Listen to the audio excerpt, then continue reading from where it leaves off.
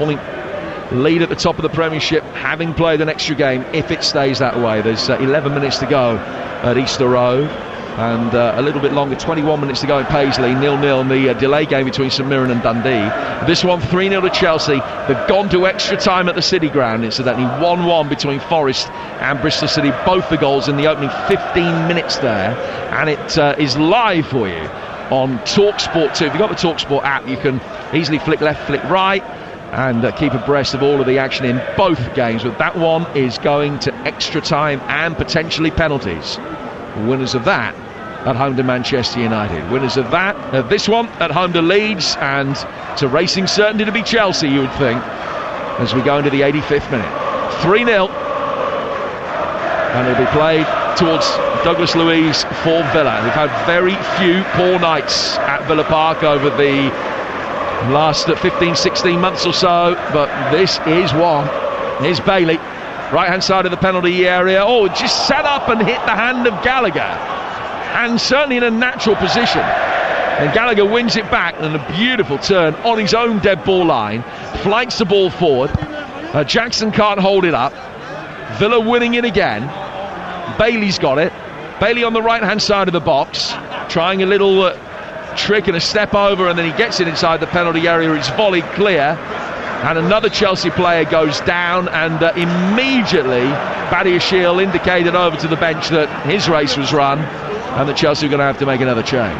Yeah, that injury from Badiashile come about 30 seconds earlier. He burst into the opposition's half, pressing Bailey, I think it was, potentially, and just pulled up and just nursed his groin, I think, at the time. Another diagnosis free of charge. You're more than welcome. Well, I thought the diagnosis was going to be that injury came, and Badiashile 30 seconds ago, he burst. That which would be some injury. Yeah, indeed. But thankfully it's not quite as bad as that. Chelsea medical staff are coming on. Villa are going to make another change. I think Zaniolo is going to be coming on, and Nkunku is going to be coming on for Chelsea, and Alfie Gilchrist as well. Gilchrist, who's actually started the two previous FA Cup ties in this run, the two senior starts of his Chelsea career. He's going to be coming on and getting a few minutes here for what will be his 9th senior appearance. He will replace Badiashile. Alan Nkunku's going to be coming on for Jackson, maybe, you'd think, but we'll find out in a moment. Nkunku just standing next to Anthony Taylor, and wearing a black hat to protect himself against the cold Birmingham night, and it is indeed going to be Nkunku for Jackson.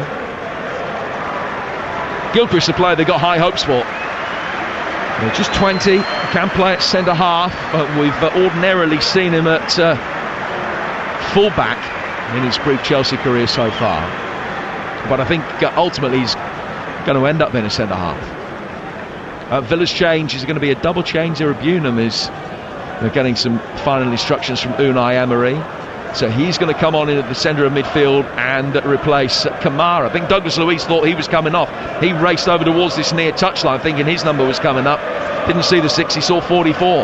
So Irabunum is on, and Zaniolo is coming on to replace Bailey. And Douglas Luiz is told that his night isn't up yet, and he's got to go and get back on with it again. He was willing the number 6 to come up on that board, wasn't he? It was like bingo, you know, when you're waiting for one more number, Jim, you know. He come over and he was most put out the fact that he weren't being taken off. Yeah. He was absolutely desperate to see it. Not forthcoming. Villa with a throw. The last 10 minutes has been extraordinarily stagnated. And that, of course, all works in Chelsea's favour. Just in a position to try and see things out. Irabunum has won the ball back after initially losing it. And then Zaniolo is pulled and then gets a right handful of Gallagher's shirt and tries to ragdoll him to the ground. The initial free kick was Villa's, and they've taken it. And Douglas Luiz has got it. 2 minutes to go. But it could easily now be 7 minutes of stoppage time, you'd think, maybe even more than that. The equation remains the same. Villa needing 3. The time fast running out. It's 3 to get it to extra time. High ball is too high down towards this near touchline. Cash off balance, jumped up for it and couldn't keep it in. It's a Chelsea throw, and it's a job well done by Maurizio Pochettino and his men tonight. It certainly is. I mean, aside from what they're doing in the league at the moment, a Carabao Cup final in 3 weeks' time, something to look forward to. The next round of the Cup, a home draw against Leeds, won't be easy. It'll be a great occasion, that is for sure, but shouldn't be a tie that they worry about in many ways. Yeah, it'll be a belting game. It won't be anything like the 1972 FA Cup final or its replay, but it will still be a hugely engaging spectacle. 1970. Correct. I'm glad you were listening. I was just checking. Thanks, mate. My hero, the person, alongside Gordon Banks, David Webb was another one of my footballing icons who scored the winner, I think, at Old Trafford. Yeah. Well, I told you it wouldn't be anything like the 1972 FA Cup final, and that's because it hasn't got the same teams in it. No, that was Leeds and Arsenal. Diving header Sniffer Clark, I think. It is Aston Villa. I'm going to stop digging myself out that hole. Exactly. Ask me what I had for breakfast this morning, not a clue. It's like water going into the bucket, isn't it? You can all the knowledge is there at the bottom of the bucket, so you're fine. But you put extra drops in the top of the bucket, they spill over. Yeah. You can't remember anything. Douglas Luiz, but first punk single, New Rose by the Damned. Left-hand side of the penalty area, Villa have got it. They're working inside the box and will get a corner. Should be taken over on the far side. And we're about to go into stoppage time. Douglas Luiz might see his beloved number 6 come up now. It's only 4. They've taken pity on them, I think, but that's probably been agreed between the two sets of officials. 4 will do. Cash with a shot from the edge of the penalty area from the corner, which was worked short. Little reverse ball. Ramsey playing it back. Zaniolo letting it run. Left-footed effort from Diaby off the inside of the post and in. And Villa, at the very least, maintain their record of scoring in every home game since Unai Emery came to the club. Surely nothing more than a consolation. Diaby pinging one in from the edge of the penalty area, and it's 1-3. Well, I've got to say, I think he sort of semi-missed it. I don't know whether I'm doing him an injustice here, but he sort of pulled it across the face of his body. No, let me give him some credit. He's pulled it across the face of his body really well, through bodies right into the corner. And this probably could have come with about 10 minutes ago, and we could have had an interesting finish. It's only his second goal in 14 games in all competitions. He netted against Burnley in that run, but adds to it tonight. Villa 1, Chelsea 3. Now in the second minute of the 4 added on. Chelsea on the front foot again. Sterling. Conor Gallagher checks back outside the area. Right-footed effort from him. It was really well worked. Martinez got down, was able to make a relatively comfortable save. And then Gallagher chips the ball over Martinez and hits the bar, but only after the referee has given a free kick Villa's way, just outside the box. The 4 additional minutes, that's bizarre. Yeah, I mean, we've had God knows how many subs. There's been so many, it's been ridiculous. We've had injuries, players lying down and getting treatment. It is very bizarre. It did smack of a decision, really. Diaby chasing left-hand side of the penalty area, clipped inside the penalty area. Matty Cash with a right-footed effort, and that one's headed away from in front of Petrovic, out of play for a corner. It smacked as though not a plea bargain between the two sets of coaching staff and the officials, but maybe said, let's add on 8 minutes. No, 4 will do.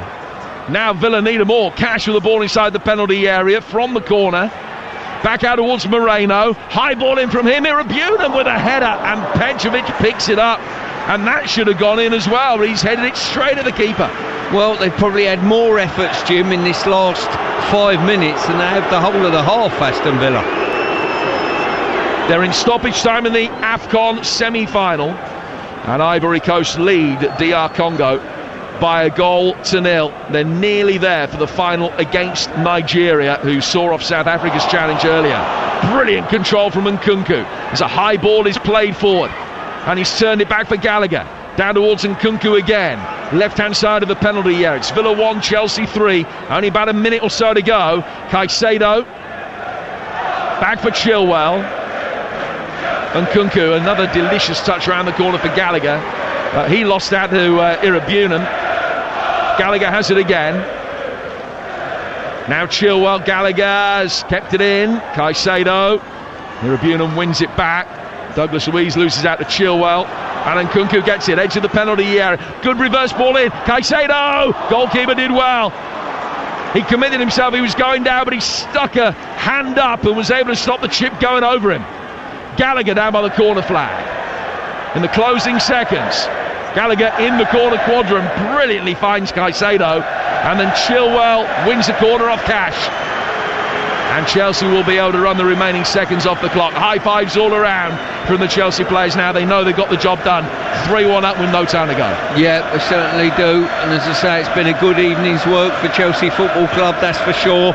Marching on into the next round. Irrelevant to the Premier League full. Enzo Fernandez has the last touch of the night. And he turns, pumps his fist, bellows up to the heavens. This feels like a big win for Chelsea. Away to a side in the top 4 of the Premier League. That's something they haven't been able to do on a consistent basis for the last 18 months or so. So much pressure on them and their manager and the coaching staff coming into the game.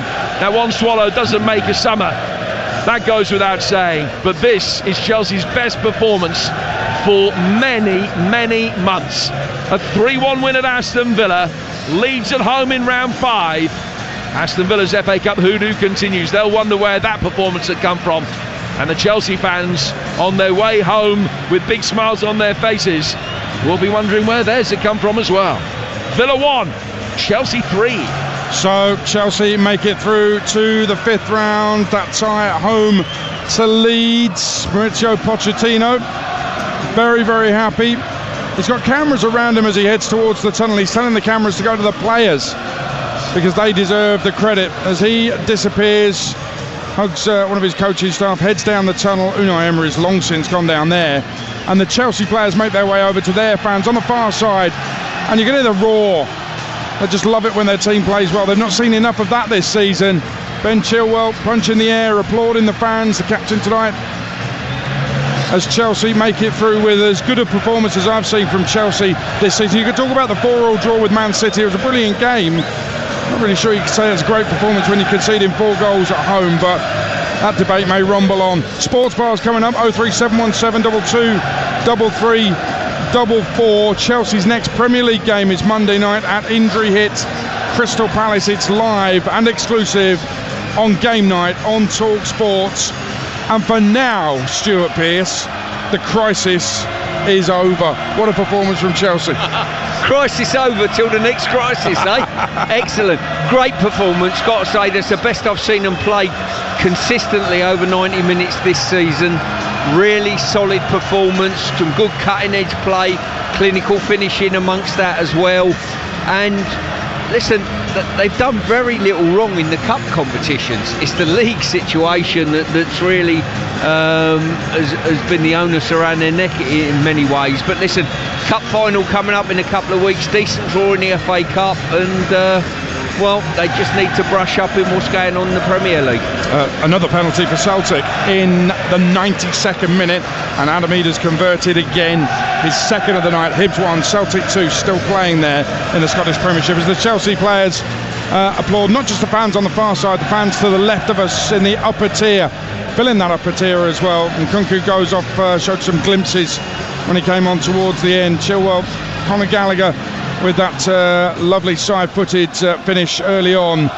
And Enzo Fernandez, an interesting one. Enzo Fernandez here, a beauty of a free kick. The World Cup winning midfielder beating the World Cup winning goalkeeper, his Argentina teammate. Top corner strike, magnificent. He's given his shirt away. This is really interesting, Stuart, because there was a big celebration after the goal from Enzo. He took off his shirt in front of the Chelsea fans, pointed at it, pointed to the ground as if to say, I'm staying here, amid stories about him wanting to leave, stories that he has come out and denied. So it meant a lot to him, not just to score a brilliant goal, because it was a superb free kick, but to score a goal and to show the Chelsea fans, I'm committed to this club.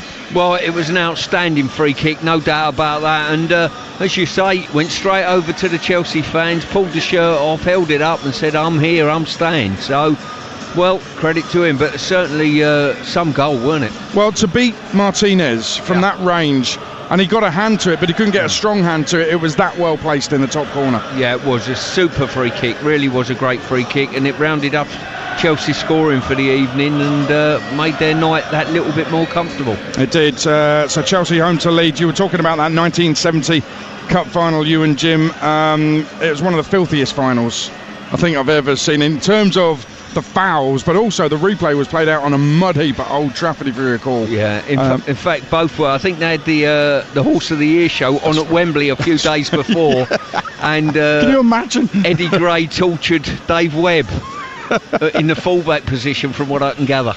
Listen, great memories from the FA Cup, and they're going to make some more because Chelsea and Leeds will play in the 5th round.